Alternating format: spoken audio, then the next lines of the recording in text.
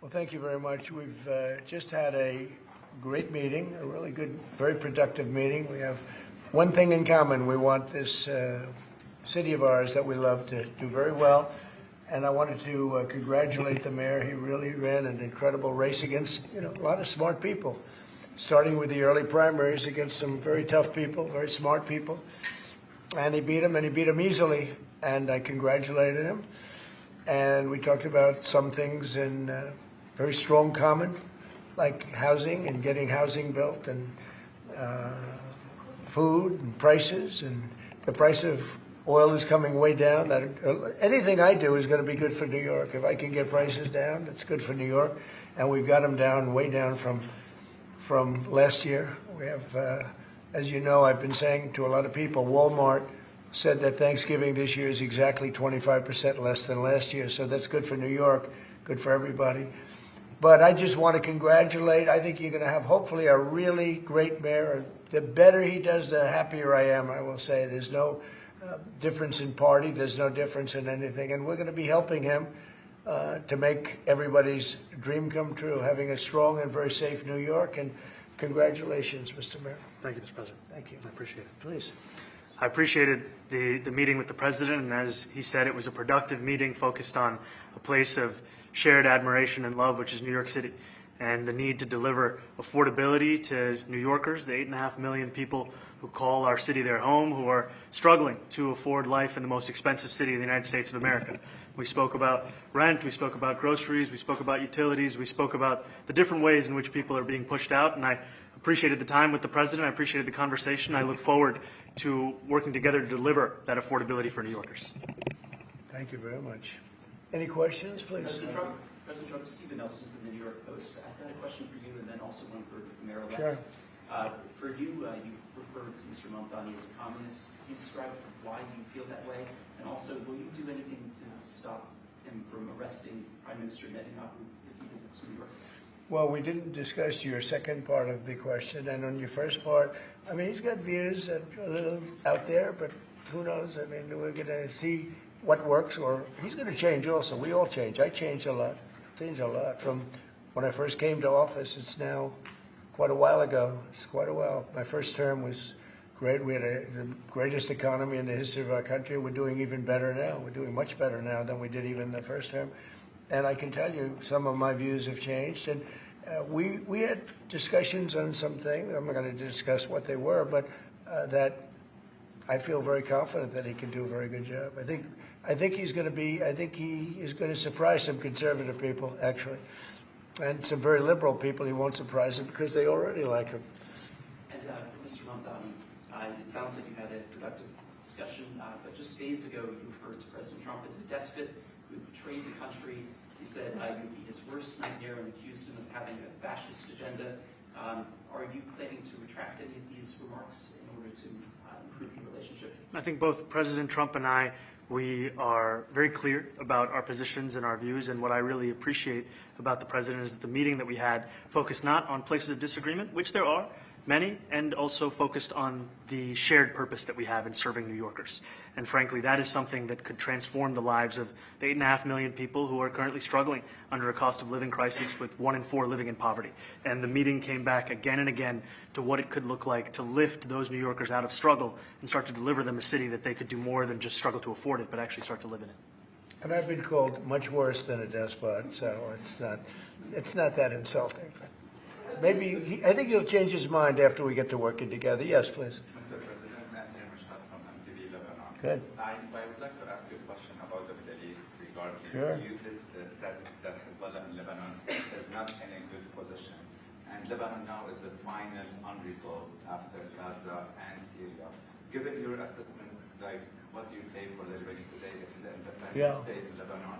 And what is your next move to push toward disarmament? Sure. Well, we are pushing for total disarmament of Hamas and, frankly, everybody else. And we actually have peace in the Middle East. As you know, the King of Saudi Arabia just left yesterday. We had some great meetings, and he's made a contribution toward the United States of more than $1 trillion.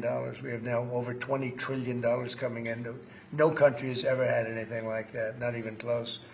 If you go to 2 trillion or 1 trillion, it's a lot. We have 20 or 21 trillion dollars. I think that Hezbollah has been a problem in Lebanon, big problem.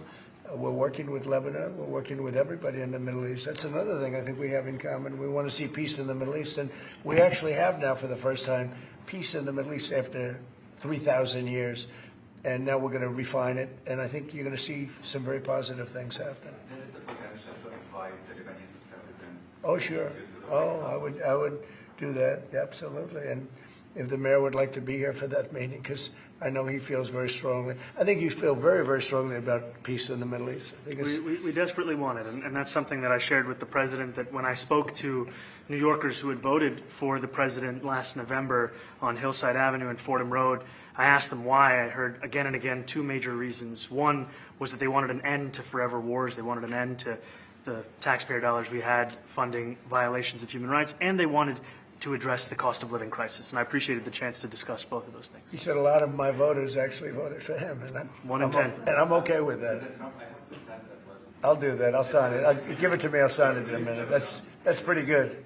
Mr. President, yeah, please. You threatened to send federal troops to New York City. You both have differences when it comes to ICE agents in New York City. Mr. Mamdani, you called ICE a rogue government entity. I wonder how you reconcile your differences on both of those issues. Well, I think we're going to work them out, and I think that if we have known murderers and known drug dealers and some very bad people, we want to get them out. And the mayor wants to have peace. We discussed this at great length, actually, maybe more than anything else.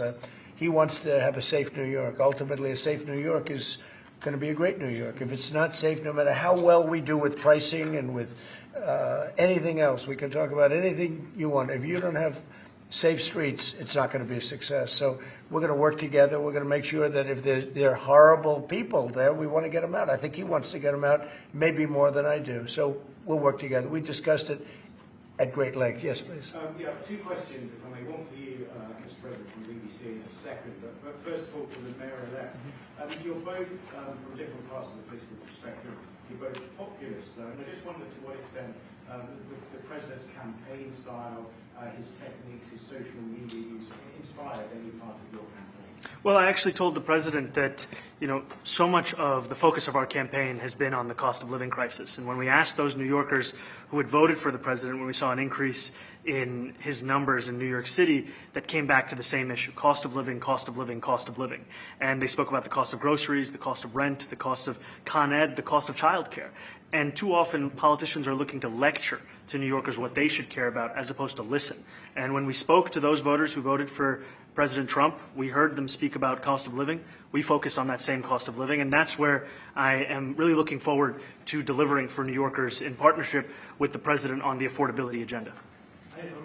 And I think we have to work a little bit. We talked about Con Edison. We have to work a little bit on getting the prices, because, we've gotten fuel prices way down, but it hasn't shown up in Con Edison. And we're going to have to talk to them. If we're sending them fuel at a much lower price than it was a year ago, which is true, we have to get Con Edison to start lowering their rates. Absolutely. And if I may, last week you told me you were pushing ahead with your plans to sue BBC for up to $5 billion. You were going to speak to Prime Minister Starmer as well. Is there any progress or any updates on those issues? Well, we get along very well with the Prime Minister. We made a deal with UK. I like him. He's a fine person. And, I think they have some big energy problems. They've got windmills all over the place. They're going to have to start using other methods because their energy is out of control. Talking about in the UK, it's out of control. And he's got that problem. He's got a big immigration problem, as you know, and he's got a big energy problem. And we talk about it. He's a good man. Prime Minister's a good man. You had a chance to speak this week? I haven't spoken this week. Mr. President, have you spoken to President Zelensky, or do you intend to Who? speak to President Zelensky about your plan? Are you going to meet with him? I've spoken with their people. We have a plan. It's horrible what's happening. It's a war that should have never happened. It would have never happened if I was president, and it's a shame. And I thought they should have acted quicker. But it's a cold winter, and a lot of the you talk about utilities, but a lot of the big energy-producing plants have been under attack, to put it mildly, to put it nicely. We have a way of getting peace, or we think we have a way of getting peace. He's going to have to approve it. Just so sad, so many people. You know, last month they lost 25,000 soldiers. This is something, we haven't seen anything like this since the Second World War. They're averaging 6,000 or 7,000 a week between the two of them, dead soldiers. And it goes on, and I think they're getting reasonably close, but I don't want to predict. I would have said that would have been one of my early ones. I did 8 peace deals of countries, including in India, Pakistan. You could even go, in fact, they're coming here in a week or two, go to the Congo and Rwanda. That was 10 million people dead, and we worked something out on that. But so many, and the one I thought would have been, for me, because I have a very good relationship with President Putin, I thought that would have been maybe quicker. But it does take 2 to tango. And now you just see all the death. And, you know, it doesn't affect us other than the fact that we don't want to see all those people that really it's on the other side of the ocean. It's a war that should have never happened. It did happen.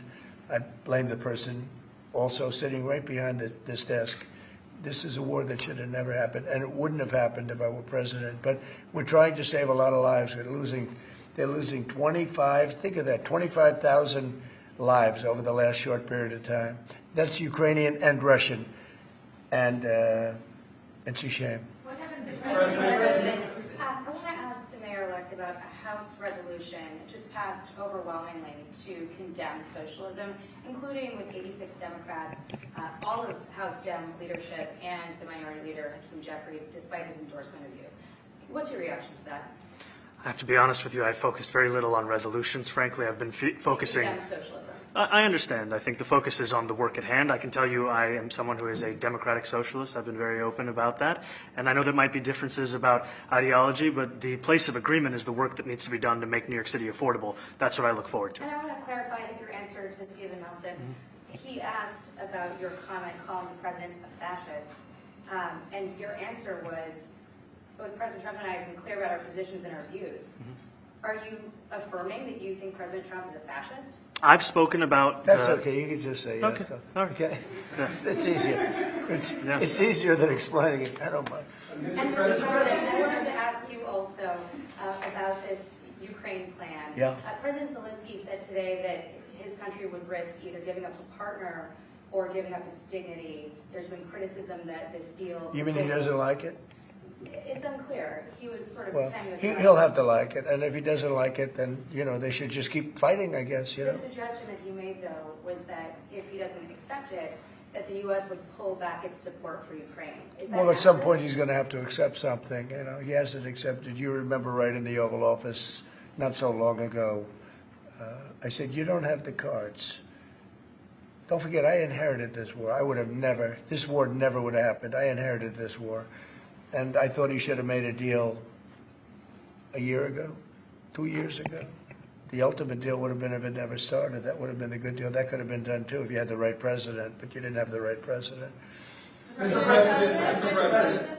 President, cost of living is something that you and Mr. Mamdani seem to agree on. Right. Democrats have run New York City for a long time, Mr. Mamdani. Do you see Democrat policy specifically as being a problem? And I'd like that to be a question that both of you could answer in New York City. Look, I think that there are many things in our city where we have to own the responsibility of it, things that existed long before the president was the president. And those are also part of the message of our campaign, was to take on a broken politics of the past.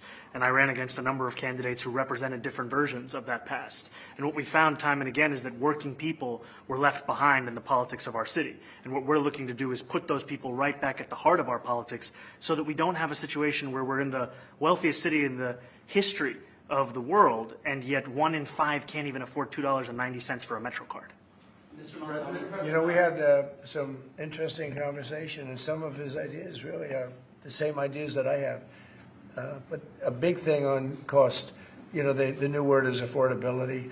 Another word is just groceries. You know, it's sort of an old-fashioned word, but it's very accurate. And they're coming down high. They were, you know, we had, both of us, we had the highest inflation in the history of our country the last 4 years under the Biden administration. And we've got inflation down now to a normal number. It's going to go even a little bit lower than that. Katie, do you have something in a bit? Mr. President, thank you so much. Mr. Mamdani often talks about New York City being covered by international law, that they will follow international law. Doesn't often talk about the U.S. Constitution. What is your response to that? Well, I don't know what you're referring to in terms of it could be covered by international law, local law. It's covered by a lot of laws, but it's covered by U.S. law. Are you referring to anything in particular? He just says that they're a city that endorses and enforces international law. Is that at odds with? No, I don't know. Would you want to? Do you want to respond to Yeah, that? I think what I've shared with the president is our desire to not only follow the laws of our own city, laws that protect New Yorkers, but also a desire for consistency in our politics across the board. And that's something that we've talked about and something that I know many New Yorkers want. We work with ICE. We work with ICE. We discussed ICE and New York City, and I spoke about how the laws that we have in New York City allow for New York City government to speak to the federal administration for about 170 serious crimes. The concerns that many New Yorkers have are around the enforcement of immigration laws on New Yorkers across the 5 boroughs, and most recently we're talking about a mother and her 2 children, how this has very little to do with what that is. Mr. Mamdani, What we did is we discussed crime, more than ICE per se. We discussed crime, and he doesn't want to see crime, and I don't want to see crime, and I have very little doubt that we're not going to get along on that issue. He wants to, and he said some things that were very interesting as to housing construction, and he wants to see houses go up. He wants to see a lot of houses created, a lot of apartments built, etc. And you know, we actually people would be shocked, but I want to see the same thing. Mr. Mamdani, anti-Israel protesters. Jack? Mr. President, I want to know, one of the policies as well that Mayor-elect Mamdani talked a number of times about on the campaign was shifting the tax burden for property taxes from what he called minority communities to white-based communities and putting more taxes on white people. I also noticed that in your acceptance speech you didn't mention anything about America or Christians or white people in general, and so I didn't know if that was one of the policies that you guys had spoken about. We focused on affordability. We focused on the cost of living crisis. What I will say is that I am very much interested in property tax reform, because what we see right now in New York City is a system that is so inequitable that it can't even stand up in court. And the president and I spoke about the importance of not only building more housing, but also making sure that regulation of housing is something that is manageable to actually get through and not the cause of yet another weight that we see in But our to be city. clear, you're continuing this idea of race-based property taxes. No, to be very clear, That's what you said. no, the use of the term was a description of neighborhoods, not a description of intent. So you intend to tax the whiter neighborhoods more? No, we intend to create a fair property tax system because we want a New York City that is not only fair and equitable, but also one that every New Yorker can afford. Mr. Mamdani, anti-Israel protesters just targeted Please, God. Mr. Mamdani, anti-Israel protesters just targeted a synagogue in New York. Are you concerned about Jewish New Yorkers feeling welcome and safe in the city? And President Trump, you threatened to cut off federal funding to New York City. What policies would prompt you to do that? Would that be city-run grocery stores? Would it be something else? Well, I think if we didn't get along, whether it's cut off or just make it a little bit difficult or not give as much, we want to see, I use the term, we don't want good money going after bad. And we don't want that to happen. I don't think that's going to happen. I did say that, subject to what policies are being set. We had a meeting today that actually surprised me. He wants to see no crime. He wants to see housing being built. He wants to see rents coming down, all things that I agree with. Now, we may disagree how we get there. The rent coming down, I think one of the things I really gleaned very much today, he'd like to see him come down, ideally, by building a lot of additional housing. Yeah. That's the ultimate way. He agrees with that, and so do I. But if I read the newspapers and the stories, I don't hear that. But I heard him say it today, and I think that's a very positive step. No, I don't expect. I expect to be helping him, not hurting him. A big help, because I want New York City to be great. Look, I love New York City. It's where I come from. I spent a lot of years there. Now I'm right here. We took a big setback with the mayor that we had, named de Blasio. I thought it was a tremendous setback for the city. I think this mayor can do some things that are going to be really great. Mr. President, Okay, how about you? Go Thank ahead, you, Mr. please. President. You're a billionaire. You have a different address nowadays than you used to, but you used to call New York City home. Would you feel comfortable living in New York City under a Mamdani administration? Yeah, I would. I really would. Especially after the meeting. Absolutely. What makes you comfortable? We agree on a lot more than I would have thought. I think I want him to do a great job, and we'll help him do a great job. You know, he may have different views, but in many ways, you know, we were discussing when Bernie Sanders was out of the race, I picked up a lot of his votes, and people had no idea because he was strong on not getting ripped off in trade and lots of the things that I've practiced and been very successful on. Tariffs, a lot of things. Bernie Sanders and I agreed on much more than people thought. And when he was put out of the race, I think quite unfairly, if you want to know the truth, many of the Bernie Sanders voters voted for me. And I felt very comfortable, frankly, in seeing that and saying that. And, you know, it just turned out to be a statistical truth. But no, I feel very comfortable. I would feel very, very comfortable being in New York, and I think much more so after the meeting. Yes, please. Thank you, Mr. President. I have a question for you, but a very quick one for Please. the mayor. Why did you fly here? Aren't trains greener? I will use every form of transit, and I want to make sure that they're all affordable in New York City, and that's why making buses fast and free is a centerpiece of our campaign. Did you? There is a bus that Well, goes. but I know, but if he flew, that's a lot quicker too. You know, I mean, he's working very hard. For him to be, that's a very long drive. I'll stick up for you. You know, the plane takes you 30 minutes, and driving takes you a And long Mr. time. President, I was wondering if you could clear up some confusion around a Washington Post report. There was this explosive report that the Coast Guard is no longer going to characterize swastikas and nooses as hate symbols. DHS called that a lie and fake news. Can you clear up? I don't know anything about it. When was this written? I think yesterday. Well, look, the Coast Guard's an incredible group of people. I know them very well. We just ordered a lot of new Coast Guard cutters, beautiful, the most magnificent ship. They look like yachts with lots of guns on them. So I don't know. I haven't seen any report like that, but certainly we want them to remain a great force, and they are. Mr. President, and you did a piece in all the 9 months Yes. around the world. I would like to ask Mr. Mamdani, you've accused the U.S. government of committing genocide in Gaza while President Trump was working on peace. Why that? I've spoken about the Israeli government committing genocide, and I've spoken about our government funding it. And I shared with the president in our meeting about the concern that many New Yorkers have of wanting their tax dollars to go towards the benefit of New Yorkers and their ability to afford basic dignity. And what we see right now is we're in the 9th consecutive year of more than 100,000 school children being homeless in our city. And there's a desperate need not only for the following of human rights, but also the following through on the promises we've made New Yorkers. And I appreciated the meeting we had and the work that we can do. Do you agree that President Trump didn't do a peace and work hard to make the peace? Because he worked hard to do the peace in the Middle East and everywhere.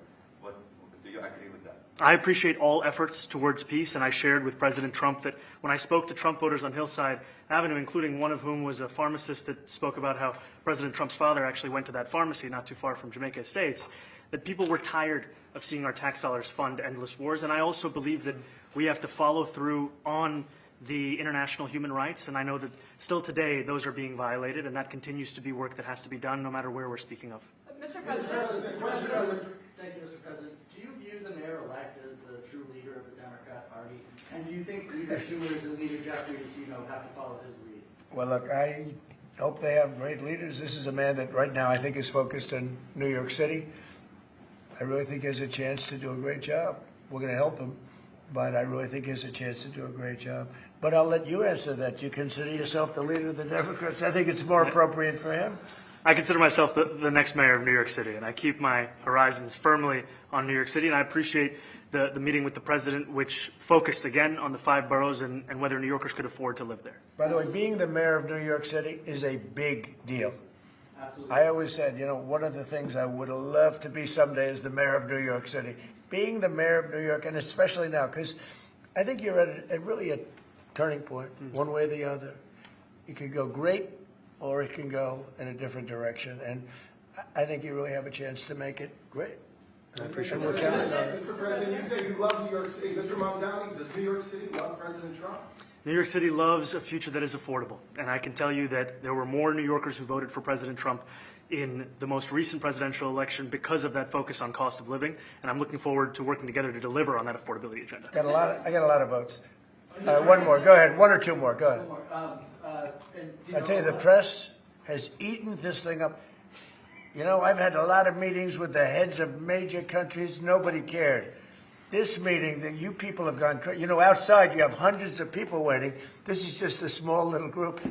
For some reason, the press has found this to be a very interesting meeting. The biggest people in the world, they come over from countries nobody cares. But they did care about this meeting, and it was a great meeting. Go ahead. Yeah, Mr. President, I was going to ask you exactly that. Why do you think there's so much more, so much excitement around this than in some form? Because I think he's different. All right? I think he's different, and that can be in a very positive way, but I think he's different than, your typical guy, runs, wins, becomes mayor maybe, and nothing exciting. Because he has a chance to really do something great for New York. New York is at a very critical point. And he does need the help of the federal government to really succeed, and we're going to be helping him. But he's different than, your average candidate. Hey, he came out of nowhere. I said he has a great campaign manager standing over there. He came out of nowhere. What'd you start off at 1 or 2? And then I watched. I said, who is this guy? He was at 1, then he was at 3, then he was at 5, then he was at 9. Then he went up to 17. I said, that's getting a little bit interesting, right? And then all of a sudden he wins a primary that nobody expected he was going to win. It's a great tribute. I mean, it's an amazing thing that he did. And I'll just add one thing to what the president said. Is one thing I also appreciated is in our meeting to appreciate a portrait of FDR and the incredible work that was done with the New Deal, and also in thinking about what it can look like when the federal government and New York City government work together to deliver on affordability. It can be transformative. We have a great portrait of FDR that I found in the vaults that was missing for years. I found it, and I put it up. He's a Democrat, to the best of my knowledge. He's a Democrat. And when the mayor saw that portrait, he said, "Sir, do you mind if I have a picture taken by that portrait?" It's an amazing portrait. I hope the picture comes out good. But it's an amazing portrait in the cabinet room. So he's a big fan of the New Deal, I guess, and of FDR. Yes, ma'am. Thank you, Mr. President. You said that you both spoke about crime. Yeah. There are many police officers set to come off the rolls at the end of this year in New York City. Are you going to allow those police to be replaced with police officers, actual cops? And are you going to require that happens? Would there be some consequence? Well, I hope it happens, but again, that's going to be ultimately the mayor's decision. What's your answer? Is that I look forward to delivering public safety with the NYPD, and I've said over the course of our campaign that we have the number of police officers today. They are the ones that's budgeted about 35,000 headcount. And I think the key thing is that we have to make it easier for police to focus on police work, not ask them to respond to 200,000 mental health calls a year. So is that a reduction from what you're at right now? Are you committing to maintaining the same level of cops? I've committed over the course of the campaign to maintain the 35,000. That's the headcount that we had through the campaign. And not replace them with caseworkers, social work? No, I've said that's the headcount that we want. What we need to do is make sure they can focus on serious crime. And he just retained a great police commissioner, I believe, right? Yes, we did. Commissioner Fish. If the newspapers are correct. That one they're correct about. He retained, I think, somebody that is she's a good friend of some of the people in my family, of Ivanka, and they say she's really good, really competent, and he just retained her, so that's a good sign. Are there still topics that you see that you're disagreeing on in the future, and do you think you'll have more meetings like this? There will be topics that we disagree on. I think we'll probably come to a conclusion, and ultimately he'll convince me, or I'll convince him. It's for the good of New York. Ultimately, it's for the good of New York. I don't care about affiliations or parties or anything else. I want to see if this city could be unbelievable, if he could be a spectacular success, I'd be very happy. Do you think you guys will meet more in the future, too? Excuse me? Do you think you'll meet again in the future, throughout the administration? I think we will. Yeah. I think we will. I hope we do. I enjoyed the meeting. We had a great meeting. Please. Mr. President, Republican Elise Stefanik has campaigned multiple times by calling Zohran Mamdani a jihadist. Do you think you're standing next to a jihadist right now in the Oval Office? No, I don't, but she's out there campaigning, and, you say things sometimes in a campaign. Isn't that sort of She's a very capable person, Isn't but that a kind of you really have to ask her about that, but I don't particularly. I think I met with I met with a man who's a very rational person. I met with a man who really wants to see New York be great again. And I can say again, because New York was great. You know, when I came down to Washington initially, the city was so hot. It was doing great. We were having some telltale signs of problems. We had a mayor that was not doing a great job, but still, it was moving along.